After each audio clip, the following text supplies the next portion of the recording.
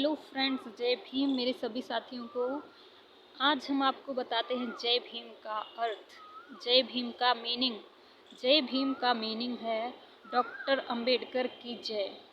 Doctor Ambedkar की जय का मतलब है कि उनके द्वारा दिए गए आदर्शों, विरासत और उनके द्वारा दिए गए देश के संविधान की जय। उन्होंने हमेशा ही शिक्षा पे बल दिया, शिक्षा को सबसे ज़्यादा इम्पोर्टेंस दी है। उनकी नज़र में सबसे ज़्यादा ज़रूरी है शिक्षा इंसान के जीवन में, क्योंकि शिक्षा सिर्फ पढ़ाई लिखाई से ही रिलेटेड नहीं है, सिर्फ किताबी ज्ञान तक। उनके हिसाब से शिक्षा सिर्फ किताबी ज्ञान तक सीमित नहीं है। शिक्षा मतलब पूरे एक जीवन को अच्छे तरीके से जीने के लिए, प्रगति के लिए, बराबरी के लिए, हर एक काम के लिए शिक्षा बहुत ही ज़रूरी है। ठीक है, उन्होंने हमेशा इतना कुछ किया, कभी किसी को बड़ा या छोटा के लिए नहीं, सभी को बराबरी करने के लिए इतना हक दिया। अगर बात करें महिलाओं की, तो महिलाओं को बराबरी का दर्जा दिलाने के लिए, फिर वो शिक्षा में हो या सम्मान में हो या काम में हो या सैलरी में हो, किसी में भी हो, उन्होंने केंद्रीय मंत्रिमंडल पद से इस्तीफा तक दे दिया था। जहाँ नेता हों, लोग हों, लीडर्स, मतलब जो भी हैं, काम करते हैं अपने फेमस होने के लिए, आगे बढ़ने के लिए।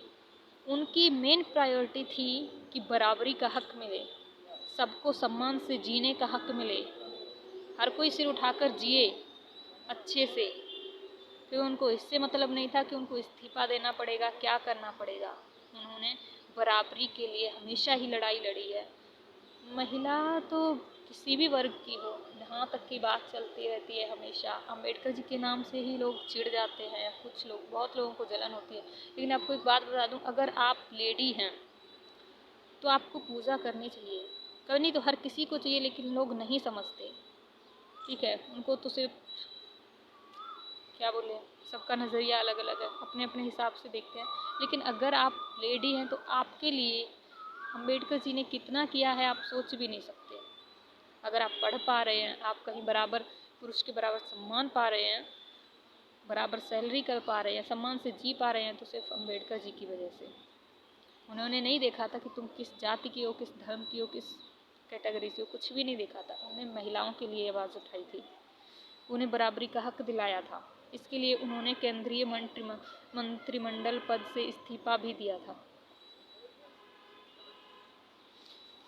सभी को बहुत बहुत शुभकामनाएं।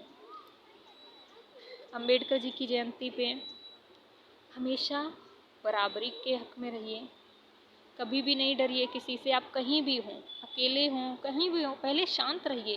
पहले कोई तुमको नीचा दिखाने की कोशिश करता है, कोई क्या करता है, मैं जो मेरे हिसाब से देखती हूँ, मैं अपने जीवन में जो अपनाती हूँ, यही कि पहले मैं चुप रहती हूँ, सारा कुछ समझती हूँ, वो माहौल क्या है, फिर ये देखती हूँ ये बंदा या बंदी जो भी है कि गिर कहाँ तक सकता है, कितना और गिरेगा। क्योंकि तुम स्टार्टिंग में ही बोल दोगे तो उसकी हद नहीं पता चलेगी, ये नहीं पता चलेगी उसकी हकीकत क्या है, अभी वो और कितना गिर सकता है ये नहीं पता चलेगा। पहले शांत रहो, सिर्फ ऑब्जर्व करो, करते रहो, और जब समझ आ जाए ना कि हद पार हो गई, उसके बाद लड़ो, बदला लो एक एक चीज़ का, उसको सबक सिखा दो। अगर वो गलत कर रहा है आपके साथ या किसी के भी साथ,